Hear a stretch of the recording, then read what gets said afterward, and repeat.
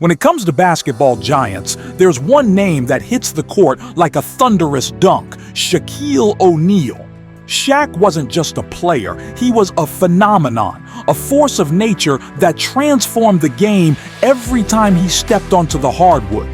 At 7'1" and a staggering 325 pounds in his prime, the man was a living, breathing juggernaut. But it wasn't just his size that made him special. It was the way he moved with it. Imagine someone that big, yet as agile as a guard, with footwork that could make you question the laws of physics. You knew once Shaq got the ball down low, it was over. He wasn't just trying to score, he was trying to tear the rim off the backboard. Shaq's journey to NBA superstardom started from humble beginnings. Born in Newark, New Jersey and raised in a military family, Shaq bounced around from Germany to Texas before he became the behemoth we'd all come to know at LSU. College is where he really started to fill out, literally and figuratively. By the time he declared for the 1992 NBA draft, everyone knew Shaq was going to be a problem for the league.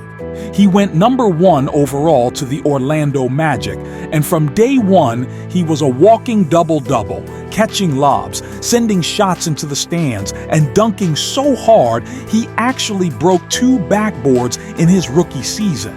Yeah, that's right. He shattered them, twice. If that's not an entrance, I don't know what is. Now, Shaq's game wasn't the most polished when he started, but man, was it effective. He wasn't out there shooting mid-range jumpers or launching threes like today's big men. No, Shaq was a throwback. He lived in the paint, and once he got the ball in his hands down there, defenders might as well start praying. His go-to move, the drop step, it was so simple, yet unstoppable. He'd plant that giant frame of his, spin, and explode towards the rim. Opponents would bounce off him like pinballs, and if you tried to foul him, well, that didn't always work out either. Sure, Shaq wasn't the best free throw shooter. Okay, he was pretty bad, hence hack-a-Shaq. But he still managed to rack up points in the most brutal fashion. One thing about Shaq, though, is that he wasn't just power. The dude had finesse. His footwork, honed under the legendary Kareem Abdul-Jabbar, gave him this nimble edge in the post. The way he could pivot, fake, and slip through defenders with a spin move, it was beautiful, in a bulldozer sort of way. His hands were surprisingly soft too. You'd see this mountain of a man with touch so gentle on a baby hook shot, you couldn't help but respect the craft. For a guy his size, it was almost unfair how well he moved. That's the thing about Shaq. He was the definition of unguardable. You could throw 3 defenders at him, and they'd still look like kids trying to stop a wrecking ball. The accomplishments speak for themselves. 4 NBA titles, 3 Finals MVPs, 2 scoring titles, and an MVP award to top it off. His time with the Lakers, especially when paired with Kobe Bryant, was pure domination. That early 2000s Lakers squad was something else. Shaq was an absolute freight train in those finals, averaging over 30 points and 15 rebounds a game. I mean, those numbers are straight-up video game stats. He wasn't just winning, he was making sure everyone knew who the best player on the court was. And when he got to Miami, same story.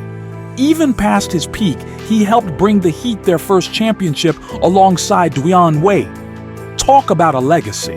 Now, Shaq wasn't all business on the court. He brought a charisma, a personality that few athletes had. Whether it was his larger-than-life antics in the media, his rap albums, yes, Shaq rapped, or his Superman nickname, Shaq made the game fun. He wasn't just dominating, he was entertaining. He knew how to work a crowd, to be larger than life, and yet he had this way of being relatable too.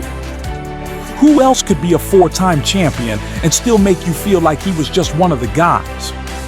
That's the magic of Shaq. He wasn't just a legend for what he did on the court, he was a legend for how he connected with fans off of it. What's crazy to me is that despite everything he accomplished, Shaq still feels like he was underappreciated at times.